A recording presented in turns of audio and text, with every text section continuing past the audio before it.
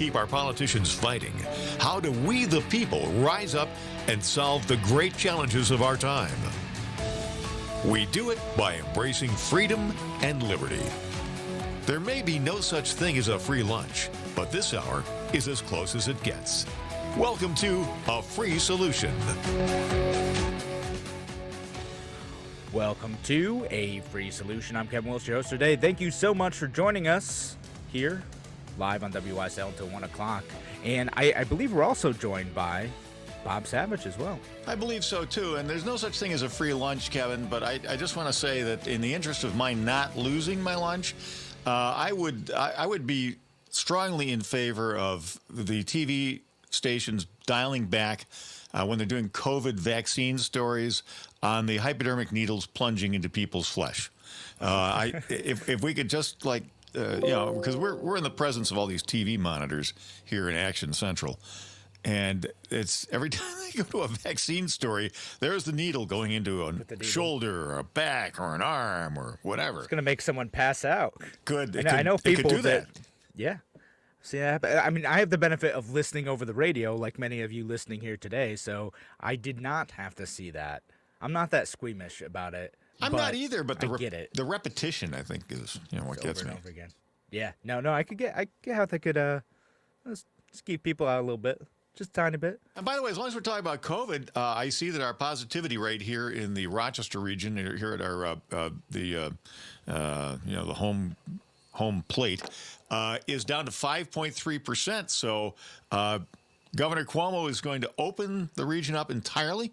We're going to have full service in all restaurants. Schools will all be in session, all the kids back in school, and everything will be back to normal again. No, I'm just kidding. Yeah, I was like, wow, that sounds like great news. That's definitely not happening. No, it's not. No, it would be nice. Governor Cuomo could look at the data. He could say, well, it isn't spreading in schools. We can open fully. Hey, they are opening up sports in Monroe County schools. Mm-hmm. They're starting to open those because they're starting to look at the actual data and saying, oh, wait, maybe we don't need to actually do a lot of this stuff, that it's relatively safe as long as people take some basic precautions. It's all good. It's all about the science, Kevin. No, I mean, and I'm going to go down a slight tangent on this. Like, I've seen people start to say things like, well, you're still going to have to wear masks after you have the vaccine, and, we're still going to have to keep schools closed, maybe even through next year. What?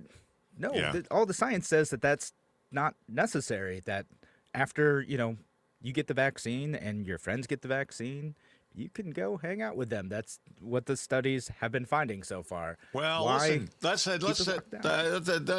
not be so hasty here, Mr. Kevin, because Joe Biden says what we really need to, I don't know if you caught this, we have to have, before we can open all the schools, there has to be new ventilation in 130,000 U.S. public schools. Cool. Who's going to pay for that? Yeah. You already know the answer to that question. Well, we'll just add a little bit more debt. It's fine. Sure. Fine. No one's going to pay for it. It's fine. It's free money. That makes it free. Exactly. Debt is just it's just a meaningless number. That's right. That's someone else's problem to deal with. So, yeah, we'll just keep the schools closed 2-3 years max. Promise. For real. And then we'll spend all this money to upgrade them, and then everything's going to be great. And aren't you glad that the government is here to help us out? $130 billion, man. Thanks, government. No, it kills me. Again, I want to take all this stuff seriously. I really do. It's impacting me personally. But at the same time, look at the evidence at hand. Look at what we actually have here. Look at where stuff is actually spreading.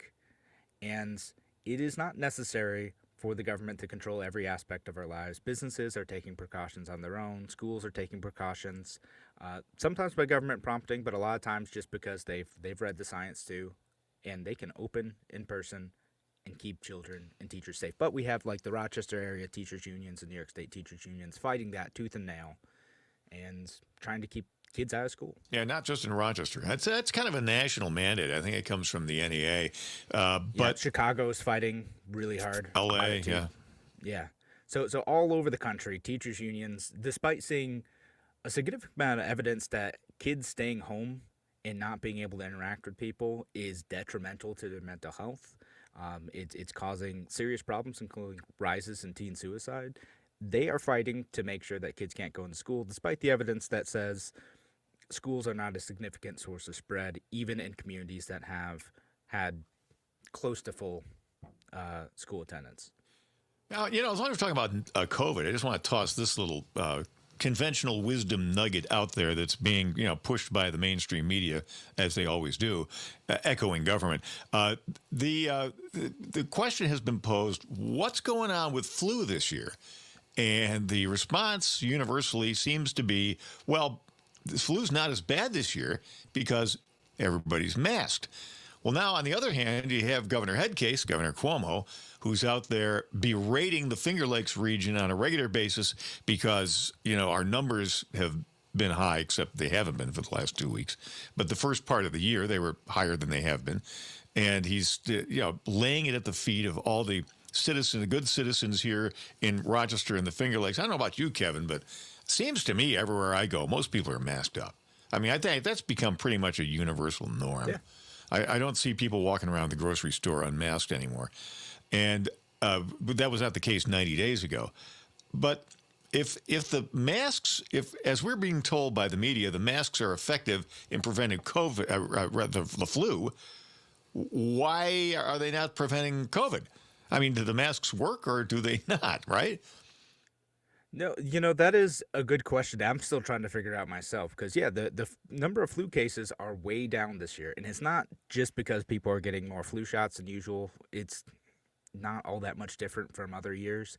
But yeah, maybe the masks and the distancing and the staying at home when you're sick is having some effect on spreading of the flu. But yeah, if it's doing that for the flu, then why wouldn't we also be seeing a similar effect for COVID? Mm-hmm. And I'm not smart enough to know the answer to that.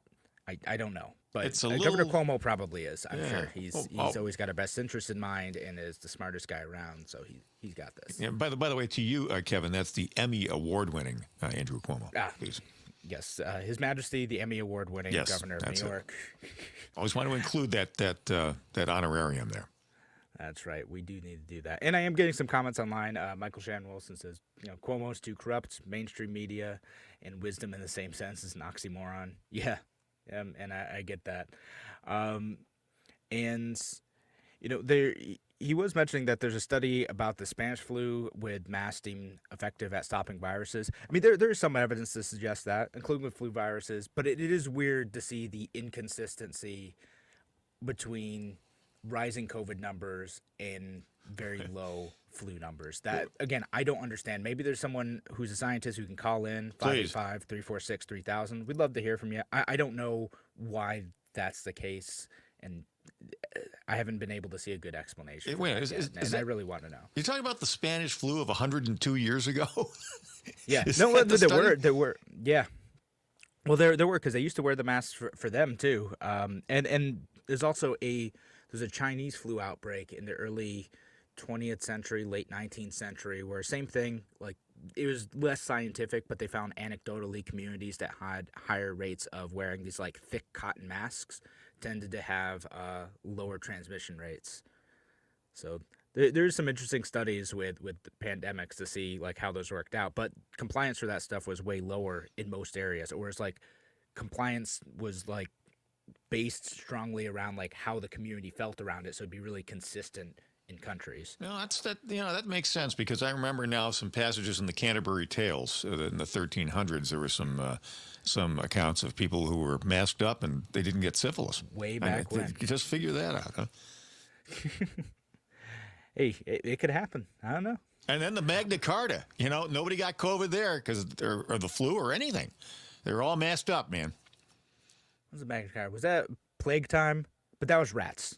Masks don't prevent rats. That's important. Unless you put the little masks on the rats. No, it still won't help. It's the fleas. God, darn it. No, the way that you prevent rats is you eliminate mail-in voting. But all right. All right. When we come back, we'll talk. Again, if you want to call in and you guys know what's going on with the flu numbers thing, scientists people who know what they're talking about, call in 585-346-3000. Otherwise, we might talk about some more of the Biden executive orders, some other stuff going on with New York State as well. Thanks again for listening to us at A Free Solution. I'm going to be back in a few minutes.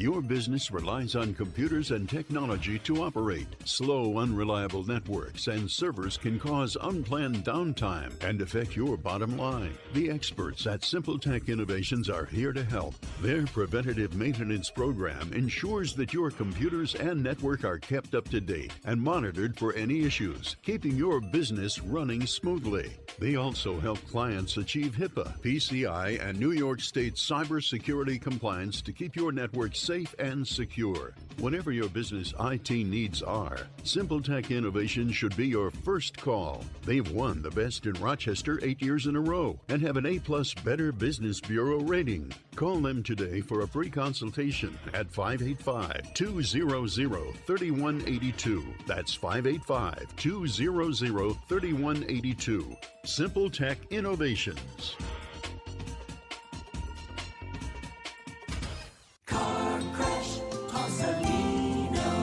When you've been seriously injured in a car crash, you need a lawyer who knows how to beat the big insurance companies. Call me and I'll take them on so you can focus on your health and family. Car crash, call Salino. Salino, call Salino.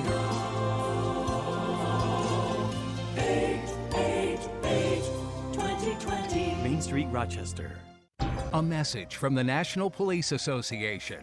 It used to be that any able-bodied person would offer to assist a police officer in danger. Now, passers-by are more likely to take a video. There's a better use for your phone when an officer's in trouble. Call 911. Tell the operator where you are and what you see. Then, start your video to provide evidence later. To learn more about how you can assist law enforcement, visit nationalpolice.org. That's nationalpolice.org.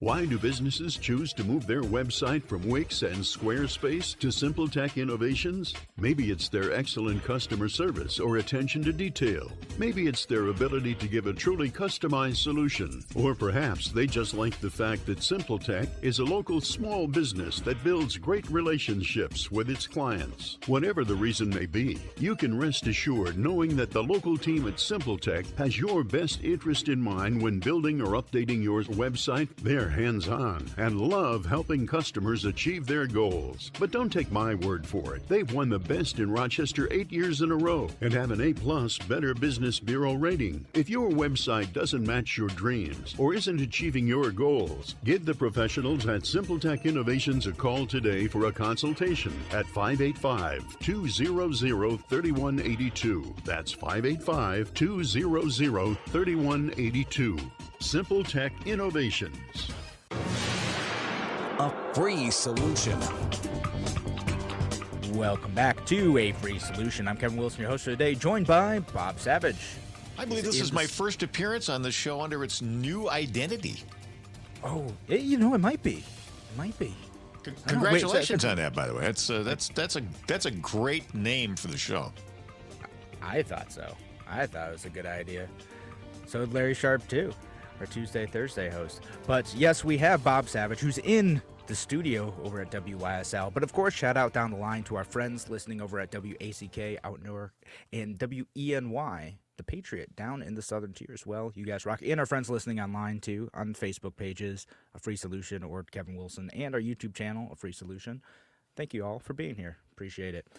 And, I want to add one more thing to the whole COVID thing, because the other thing I was reading about this morning too, kind of related to that, you still need to wear masks after you get vaccinated thing, is that there's a handful of experts who are saying, well, it's better to be overcautious. We'd better just tell people to wear the masks afterwards, because even though the data suggests that that's not necessary, we need to misrepresent this in a way in order to be extra cautious and prevent danger. Well, the problem with that is that we're getting another noble lie situation, right? Where we can't trust the experts because they think that they need to lie to us commoners for our own good. Yeah, how did that work out when Fauci, back in the early days of the COVID pandemic, said that, yeah, don't wear masks because they're ineffective or whatever, and then he reversed field in 30 days, and everybody said, whoa, wait a minute, you told us a month ago we don't have to wear masks, now we have to wear masks, and he admitted, well, it was because we wanted to save PPEs for first responders and healthcare workers. Well, that didn't play so well. No. Yeah, they thought they could lie to us because they had good intentions, it sounds like, but that doesn't matter. You've now eroded trust, and you made it harder for people to trust the experts who may know the actual data in terms of how we respond effectively to COVID. It's been terrible. Yep. Were you lying then, or are you lying now? Exactly. So that's not that anyone listening to this show has influence over what, Fauci or anyone else is doing nowadays. I doubt Fauci or anyone in the Biden administration is listening to this show. But maybe. Who knows? They could be. They could be listening to A Free Solution. Why not? But for what it's worth, you should just start with the truth. And if the data says something that you want to qualify in some way or put a caveat on, fine. That's a thing. But just tell the truth. Is that too much to ask? Of course it's not. All right, so setting that aside for now, unless someone calls in about the flu thing, 585-346-3000. But setting that aside for now, I want to talk about some of the executive orders because I want to talk about those Friday, but Biden issued so many of them that I didn't actually get to talk about most of them. I talked about the mask mandate that Biden immediately broke. And I talked a little bit about the entering the Paris climate change agreement. So they're going back to that. More concerned about the regulations and the agreement itself. I mentioned the immigration thing, and so that's going to be interesting. Looks like the Biden administration is kind of switching gears again on the DACA thing. They're going to go back to protecting undocumented immigrants whose parents brought them into the country. So going to go back on that. They never had any legislation for this. This has all been executive orders since the Obama days. So we're going back on that. And then there's the, what the progressives would call like the Muslim ban. And sometimes conservatives have called it that too. But he's going back on that slowly. So progressives think he's going too slowly. Bob, what do you think of this stuff? You think it's makes sense? Should Trump have done something better to cement those if he really wanted those, or are you happy to see those changes get made by the Biden administration? Well, this kind of speaks to the whole process of the executive order, which is essentially legislation from the executive branch and thereby unconstitutional. As we all know, members of Congress long ago have morphed their role in society from being a deliberative body where we talk about legislation and it's aired out, in the light of day where everybody can see what's going on and everybody can see where their elected representatives come down on all of these issues. Basically, now the role of Congress has become twofold. Job one is to run for office, which they never stop doing. And job two is to get the money to enable them to continue to run for office. And then they conveniently delegate the actual legislative lawmaking functions to lobbyists, to special interest groups, to labor unions, to think tanks, these amorphously named organizations that pop up in the news that sound very plausible, but who the hell knows who they are and what they mean. And that way, they also very neatly sidestep accountability for policy that becomes unpopular with the population. So the other delegation of legislative authority goes to the executive branch in the form of these executive orders. And one of the great things about American society historically has been its stability, that laws get passed and public policy gets made, and those policies stand because they make sense and because they represent what the people want. Now what we're doing is we're getting this yo-yo thing where policies get enacted according to the political convictions of the chief executive, and then as soon as the opposite party's in power, the pendulum swings the other way back again. So executive orders get rescinded. More executive orders get rescinded. And I don't think that's good for the country. No, I don't think so either. I mean, particularly like if you are one of the people impacted by the DACA thing, right? Like you've got to plan for your life. Like can you be here or not be here? You know, can employers hire you? Can they not hire you? Like what does it mean for your life to be in this country? And what does it mean for your legal status? So it impacts people like that. It impacts the rest of us too. I think it's a really good point. You know, if we have law that is just made by the political whims on the time that can change every 4 to 8 years, it's very hard, not just for the immigrants who are applying for this app, but for business owners too, who are now going to have all the regulations issued by the executive branch also reviewed, possibly changed, added, removed, whatever. And instead of coming to a consensus, having Congress hash out the actual issues in debate, in open discussion, coming to what in theory should be a good fit for the entirety of the American people, we don't have that anymore. It's either executive orders or the way Congress works most of the time now is you have the party leadership and the Speaker of the House come together, don't discuss anything with everyone, and then members of Congress are given a several thousand-page bill to vote on with 8 hours notice. But nobody reads. You're right. No, not a single person is able to read and much less understand the entirety of these bills that they're given in such a short amount of time. So Congress has completely abandoned its duty to legislate. Overall, like they're abandoning the Constitution itself because, as you said, the incentive is plausible deniability. Well, I didn't have anything to do with it. The executive branch did this, blah, blah, blah. You can just separate yourself from the actual legislating of the country and just focus on getting reelected. And half of that is, Democrats and Republicans both do this, is just, well, we've got to stop the other guy. We've got to stop the other tribe and vote for me, give me money, and I'll stop the other tribe. Yeah, and then they don't. I'm glad you brought that up because I think there's a conventional wisdom out there that's been sold to us by the media and by government that it's a red team versus blue team, it's the Democrats versus Republicans, conservatives versus liberals. No, they're all that way. They're all that way. Basically, what you have is you have the ruling elite versus the people who pay the bills, the citizens of this country, and they are Republicans and they are Democrats both. So don't make your purchase based on the color of the label because it's endemic. It's everywhere in government. You have the ruling elites and then you have us. And that's who we have to fight against. That's who we have to oppose.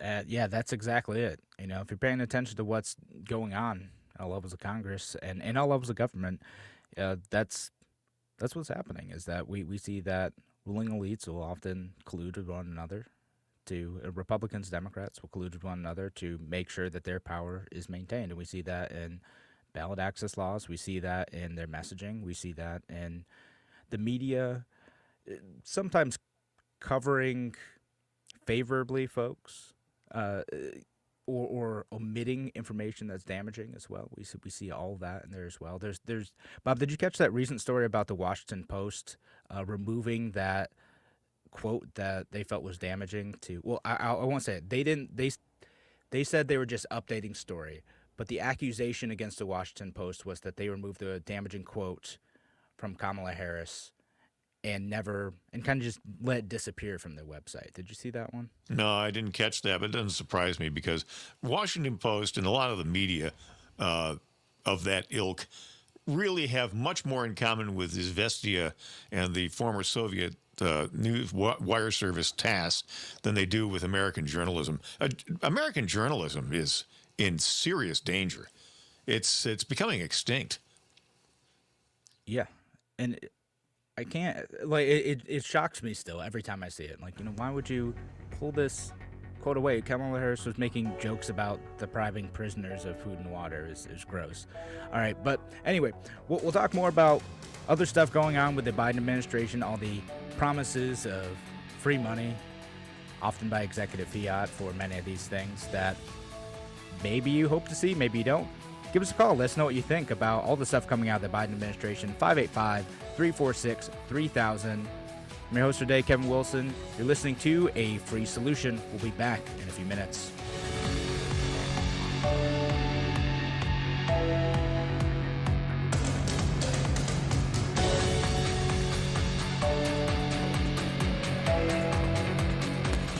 Because you're not sheep.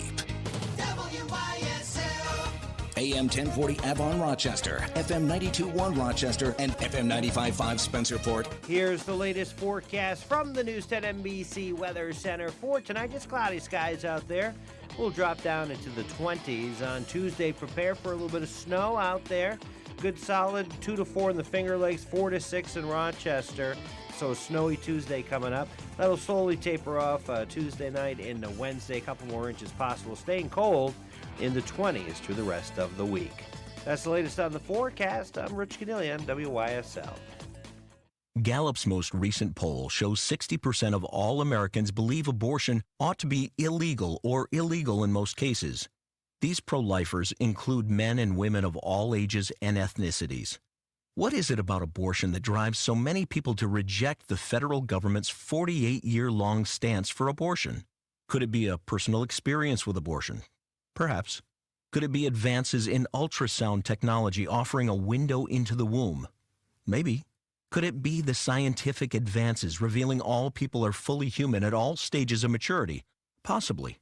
But underneath it all, that which gives ultimate meaning to a human is not science, technology, or even personal experience, but God. The belief that all humans are made in the image of God informs human dignity and haunts the American soul with the truth that all people are equally valuable without qualification. This Real Abortion News Update is sponsored by Compass Care. The Big One. Hot, fresh news and talk every day. The Big One. WYSL. News Power 1040. Warning! Warning! You have been infected. Oh no, what happened? Ouch, Deb. Looks like you got a nasty virus there. Oh no, I've ruined my new computer. I shouldn't have opened that spam email. What's this gonna cost? I'm in big trouble. It's okay. We've got Lightspeed. We gotta call them right now. Every office has a Debbie and a Bob. Lightspeed's IT assurance plan gives your company an entire IT department for an affordable monthly flat rate. Oh, that's better. I can work now. Warning!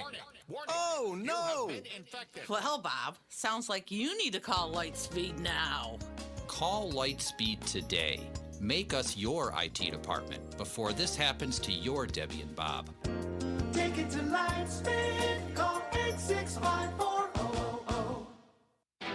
Right now is a great time to shop at Victor Chevrolet. Come see how easy it is to do business with us. Winter driving is safe and fun when you drive a 2020 Equinox front-wheel drive LS. Own it for just $299 a month for 84 months, up to $8,400 off. All factory rebates, incentives, and discounts apply. Or lease a 2021 Equinox front-wheel drive LS for just $189 a month for 39 months. Enjoy the versatility of a tough and roomy 2021 Trailblazer LS. Lease it for only $149 a month for 39 months. Or you can lease a 2021 Chevy Traverse LS all-wheel drive for just $319 a month for 39 For months. Equinox, Traverse, or Trailblazer, must have any current lease in household. 10,000 miles per year. $2,500 cash or trade. First payment, tax, acquisition, and DMV fees are all due at signing for all leases. Tier 1 credit approval required. And absolutely all deals end 1/31/2021. This winter, find new roads at Victor Chevrolet, Route 96 in Victor. Visit VictorChevrolet.com. With colder weather coming, know that Turnbull, your York certified comfort expert dealer, has the highest quality, most reliable York systems with the best warranty in the business. Install confidence this winter season with Turnbull Heating in York. 10-year parts and labor warranty, 0 interest up to 18 months, more than $300 in utility rebates, and 24/7 service by certified Turnbull technicians. Install confidence this season with Turnbull and York. You'll be comfortable with the best. Turnbull Heating and Air. Call 343-2005 and Avon 226-6180. FM Talk. Mary Cariola and Snow Tubing at the Links at Greystone presents the first annual Thrill on the Hill, Wednesday, February 10th from 4 to 8 p.m. Tickets are $25 per person for 2 hours of fun, with 100% of proceeds benefiting Mary Cariola's mission in providing support to children and adults with complex disabilities and their families. Advance tickets required and on sale now at marycariola.org/thrillonthehill. Remember, Scotty's Detail Auto Body for all of your body paint and collision repairs. And also remember, it's still the collision shop of your choice during that unfortunate time. Scotty's Detail Auto Body, Route 15 East Avon, just a quarter mile north of I-390, exit 9. A Rochester favorite since 1880, Zweigels is celebrating a milestone anniversary, serving up red hots, white hots, sausage, meatballs, and more. Zweigels, over 140 years and still popping. How would you like it today? How do you like your Zweigels? A free solution. Welcome back to A Free Solution. I'm Kevin Wilson, your host for today. Thanks again for joining us. We're here live on WYSL until 1 p.m., where you can give us a call at 585-346-3000. But, of course, shout out down the line to our friends listening over at WENY, The Patriot, down in Southern Tier, and WACK out in Newark. And, of course, our friends listening online as well, on the Facebook pages, on YouTube, on Twitter. You guys rock for being here. And we are getting some comments in.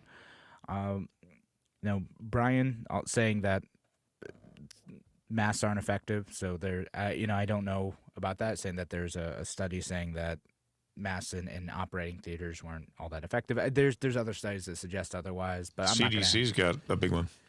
Yeah. So there's a bunch of stuff that it's conflicting, for sure. And then Will asked what I thought about the story of the son turning in his father, Jackson Reffitt is the son, and his father, Guy Reffitt, family from Texas. Guy was a guy who was in the Capitol, and the son had turned in his father to the FBI. And I've only heard about this story this morning. I don't want to assume anything about this because I don't know what the situation is fully. Like, my initial gut reaction is, well, this is kind of gross for a son to turn in a father. I get the comparisons to Soviet Russia type of stuff, but also apparently the father threatened to kill the son, and it's a whole thing. So I don't know. Have you heard of this story, Bob?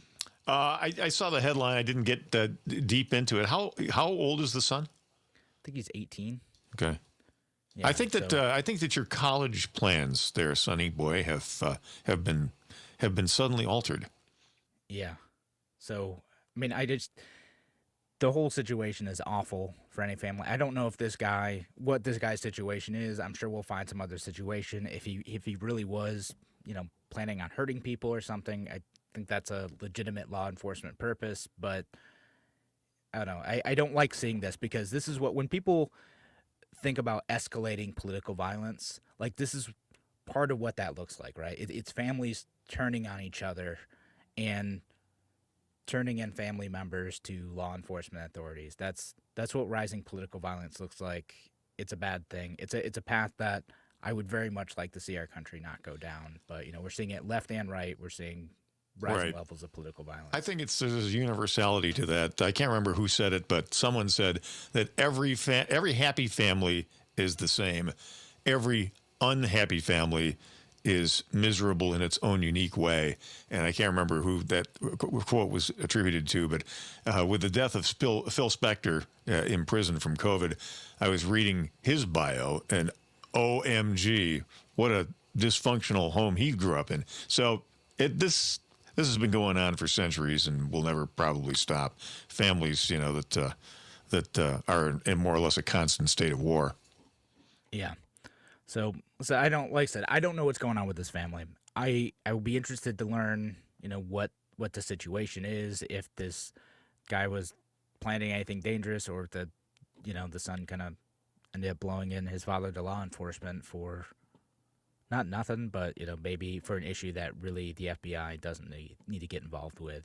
And some of the headlines like, oh, they found an AR-15 style rifle and a Smith & Wesson pistol. I'm like, well, so what?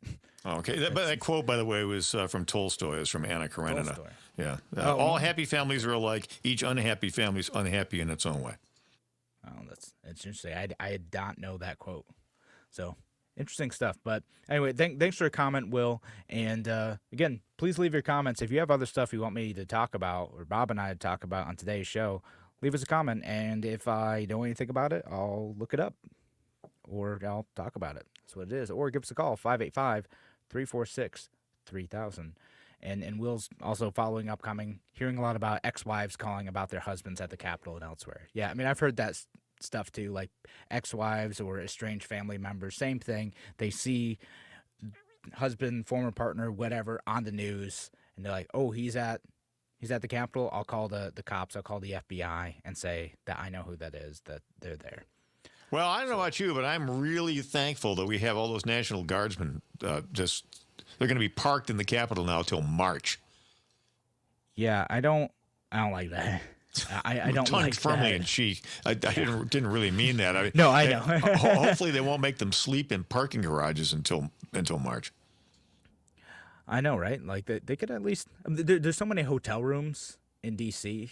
like that are being unused right now because of COVID. They couldn't find a way to. Are they going to get stingy about money now? Is that where we start to do that? You have an administration, a Democrat administration, which demonstrably, historically, has been hostile to the military. I mean, first of all, you had the obnoxious comments that were made by that congressman from Tennessee about how we have to be very careful about the backgrounds of these people because as we all know, most of these military people have voted for Trump. So that means that they're just going to stand by and let thugs murder all of us during the inauguration, which was a ridiculous thing. Then they made them sleep in this parking garage with no restrooms, no commissary, no food, no blankets, no means, and the temperature was below 40. And I saw some correspondence from some National Guard personnel who said that sleeping on concrete is like the worst possible environment. It literally sucks the warmth from your body. Yeah. You much rather sleep outside in the elements than sleep on cold concrete. Yeah, compared to really anything else, you want to put some air, some space in between you and concrete, particularly. Although, did that start under the Trump administration, or it just continue under the Biden administration? I don't know the timeline on the order to sleep in the parking garages, which no matter who is responsible seems kind of ridiculous given the immense resources that we should or often ought to be giving people who are serving in this capacity. Well, I don't know who started it, but it's kind of like the old thing that your parents said. I don't care who started it. I'm going to finish it. Why isn't the Biden administration putting a stop to that and giving these National Guardsmen some shelter that is humanitarian? Yeah, bingo. That's it. You're right. Doesn't matter who started it. Biden wants to be a leader. He can fix the issue, right? He's in a position to fix it. Let's do it. Even though I don't think that the National Guard troops need to be stationed in the Capitol. Whatever threat that they perceived, and I get it. Whatever threat there was, it's gone now. That is no longer happening. Why do you need that many? Why do you need above and beyond the normal security level that you have in the Capitol building? Which, if you've ever been, they already have to go through metal detector scanners. They have Capitol Police all over the place. It's a whole thing. Why do you need National Guard troops all around the Capitol building? And did they start? I think they started taking out some of the fences and the walls and stuff. Which, again, that's not something I like to see in the land of the free. No, freedom of movement around our national monuments and our national buildings. I was very struck. I stayed in Ottawa for some vacation some years ago, and of course in Ottawa it's like a very pedestrian kind of oriented city, and you can just walk over and walk into the Parliament building anytime you want to. The doors are open. It's just like walking into some neighborhood church. Walk around the. I don't know what they call the place where they all meet, but I guess it's just Parliament, and you can walk up and look at the desks of the delegates from the various different provinces. Strange and completely different from Washington. Yeah, no, that's very interesting, and I think a lot of that happened after 9/11. They started increasing security, but just a simple metal detector going in or something, at least. I don't know. Right now it's not quite TSA level, but it's pretty rough getting in. Even for like when I was interning in DC, you know, it was a whole process of being able to just get into the office, and I had like, you know, an ID and everything to be able to go in.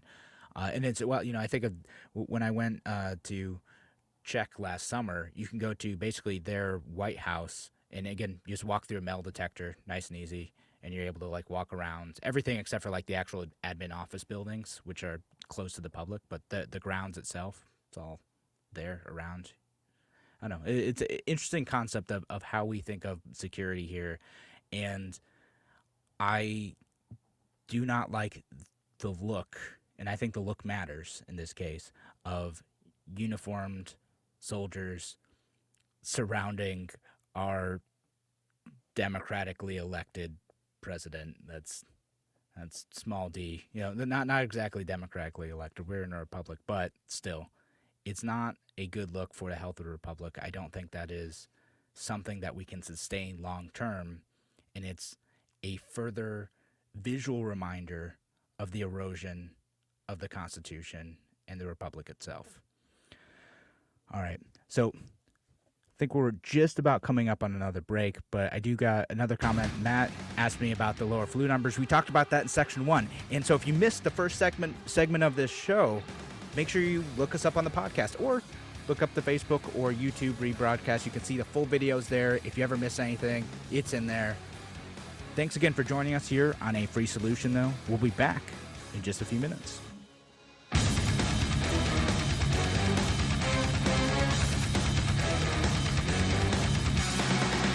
Why do businesses choose to move their website from Wix and Squarespace to SimpleTech Innovations? Maybe it's their excellent customer service or attention to detail. Maybe it's their ability to give a truly customized solution. Or perhaps they just like the fact that SimpleTech is a local small business that builds great relationships with its clients. Whatever the reason may be, you can rest assured knowing that the local team at SimpleTech has your best interest in mind when building or updating your website. They're hands-on and love helping customers achieve their goals. But don't take my word for it. They've won the best in Rochester 8 years in a row and have an A+ Better Business Bureau rating. If your website doesn't match your dreams or isn't achieving your goals, give the professionals at SimpleTech Innovations a call today for a consultation at 585-200-3182. That's 585-200-3182. SimpleTech Innovations. Hi, my name is Ryan Bourne. And I'm Danica Bourne. And we're the owners of South Coast Tax. We would like to thank our Lord for protecting us from evil. Psalm 91 states, "He is my refuge and my fortress, for he will rescue us from every trap and protect us from deadly disease." South Coast Tax are Christian-based tax accountants and attorneys who specialize in releasing bank levies, wage garnishments, and filing complex tax returns. We are the leaders in acceptance of offers and compromise with awesome results. We are also a small firm who will treat you like family and not just a number. Call us today at 1-800-TAX-1176 for a free consultation, and we'll take the time to explain all of the programs that you qualify for in order to allow you a fresh start. In John 8:36, so if the Son sets you free, you will be free indeed. And one way we can achieve that is by being debt-free. So let us help you today. Call us at 1-800-TAX-1176, and together we can help achieve this goal by putting the IRS tax debt behind you for good. Again, that number is 1-800-TAX-1176. Your business relies on computers and technology to operate. Slow, unreliable networks and servers can cause unplanned downtime and affect your bottom line. The experts at SimpleTech Innovations are here to help. Their preventative maintenance program ensures that your computers and network are kept up to date and monitored for any issues, keeping your business running smoothly. They also help clients achieve HIPAA, PCI, and New York State cybersecurity compliance to keep your network safe and secure. Whatever your business IT needs are, SimpleTech Innovations should be your first call. They've won the best in Rochester 8 years in a row and have an A+ Better Business Bureau rating. Call them today for a free consultation at 585-200-3182. That's 585-200-3182. SimpleTech Innovations.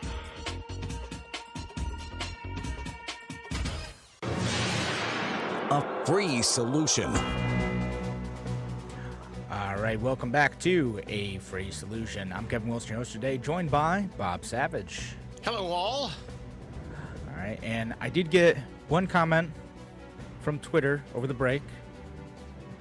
Greg, citing the score of last night's Kansas City Bills game, because I am, of course, wearing a Bills hat. You guys can't see that over the radio, but I am wearing a Bills hat. You know why? Because I'm not a fair weather fan. Go Bills, still. Yeah, they had go a great Bills. season. And boy, what a class act. Once again, the Bills Mafia, best fan group out there. There they are last night. Was everybody all, hung dog about the defeat by Kansas City? No. The team came back in the wee hours of the morning from Kansas City, and there's the Bills Mafia once again. I didn't get any good look at any pictures to see if any of them were shirtless, like they were the last time. But they were there. It looked like a couple thousand fans just saying thanks for a great season, and it was a great season. I mean, there's ups and downs, but this is a young team. They're coming together. They're really starting to click, but it's just clear that Kansas City offense and Mahomes, the combination is just, it's pretty tough to resist. The Bills are getting their act together. Josh Allen really came into his own this year. So I think things are looking a lot of long-term contracts, in force. So I look for onward and upward for the Bills. Yeah. I mean, Kansas City lost in an AFC championship game in the past, too. Again, they're an elite team. There's no shame in losing to them. I wish the season had ended better for the Bills, but they were great to watch all season long. So I love doing that. So, given some of the recent experiences, the recent seasons that we've had, prior to McDermott, and he's doing just a bang-up job as far as I'm concerned. Yeah. No, overall, it's great. McDermott, Brandon Beane, all them. It's been incredible. So I'm so glad that the Bills had an awesome season. I wish it had ended better, but next year. Well, you can't end it better. I'm happy with the season that we had. Would it have been better to go to the Super Bowl? Yes, and then win the Super Bowl? Yes. Beat Tom Brady in the Super Bowl? Yes. Yes. Yes. But look how close they got. That's fantastic. Yeah, absolutely. Okay, this isn't sports radio. But, I said to mention it because someone decided to tease me on Twitter. I don't know if you're teasing me or just bringing it up because I do wear a Bills hat still. But no, still showing my Bills pride day after. Not a fair weather fan. We're talking proud. That's right. We always got that awesome musical, the older musical shout song that the Bills used to have. We'll play that sometimes on the show. Oh, and someone else is complimenting my shirt. I'm wearing a shirt from a game that my friend made called Barbarians of the Ruined Earth. So, yes, that's the other thing I'm wearing. We're talking about my clothing today here on A Free Solution. Now Bob's brought his phone in. He's got you up, and so I can see. Yeah, okay. Yeah, you're a lot of regalia there. Yeah, no, nice and purple. So, yep, Barbarians of the Ruined Earth. Great role-playing game that my friend Mike made, and it's a lot of fun. Yeah, I'm a huge nerd in my off time. It's football and role-playing games. Anyway, well, let's talk about the actual issues. So I want to get to a couple more of these Biden executive orders because there was another one that came out. The Biden administration is also extending the moratorium on evictions, and this is something that's being done through several federal agencies. But this actually started again under the Trump administration. Through the CDC, they had issued a moratorium on evictions, and now they're doing the same thing. They're essentially making the federal government giving them more control over landlords. I mean, does that concern you? Do you think it's necessary in this particular crisis, Bob, or are you not a fan of that either? Well, let me just ask. I hate to answer a question with a question, but how is this structured? Do the landlords get then compensated if evictions are essentially nullified or prevented from moving forward by government action? Does government step forward and pay the landlord that rent? As far as I'm aware, the federal program doesn't do that. And please correct me if I'm wrong on this one. I know New York State's program does have some compensation built in. Like there are ways for landlords to be able to. Well, it's not really compensation. It's more like they ask the banks and mortgage holders to not punish them for non-payment if their tenants aren't paying, and they ask local governments to not punish them for not paying taxes. So that's how the New York program works. But the federal program, I don't see that. The landowner still has to pay the taxes and still has to pay the mortgage at some point. Yeah. Well, at the end of the day, yeah. Well, then what this is confiscation. It's unconstitutional confiscation of the private property of the unfortunate landlords who own that. Look, they have to, sooner or later, they have to make up those mortgage payments and they have to pay those property taxes. Where does the money come from if the tenants are excused from paying rent, and at the same time, the landowner cannot displace that tenant and replace the non-paying tenant with one who does pay? Yeah, and that's one of those things, like, it feels humane, right? Like, on front, like, oh, yeah, we don't want to kick people out right now. That's a nice thing to do, especially in the winter. But at the end of the day, like, these bills still need to be paid. Landlords still need to pay their taxes, their mortgage, the electricity, the water, all of this stuff. And there is a cap on who is eligible for this program.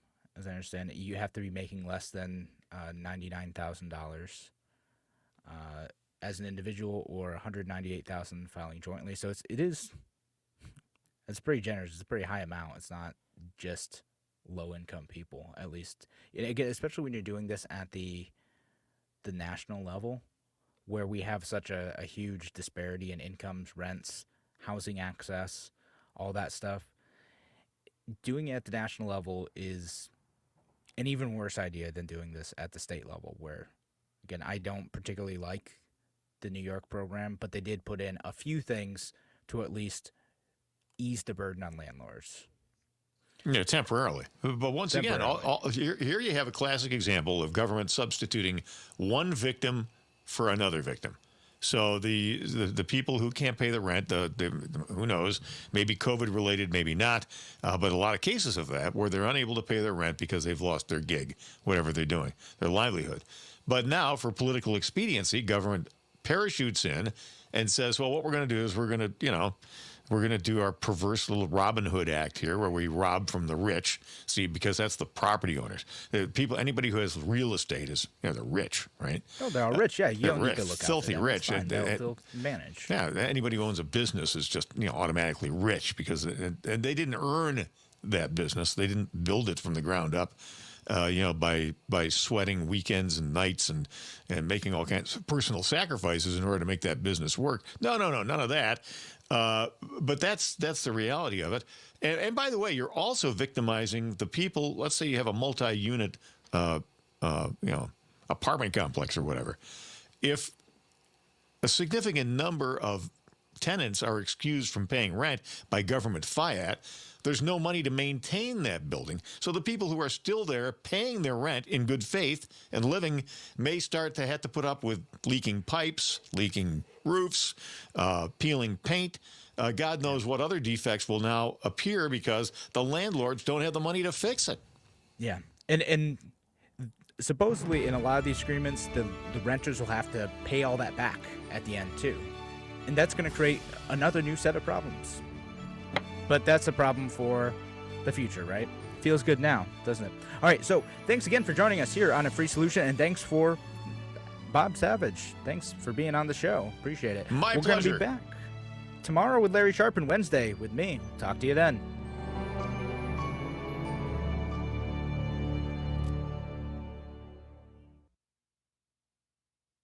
Do you have a student athlete at home looking for an athletic scholarship opportunity? Check out Roberts Wesleyan College, Rochester's only Division II athletic scholarship program. The Redhawks compete successfully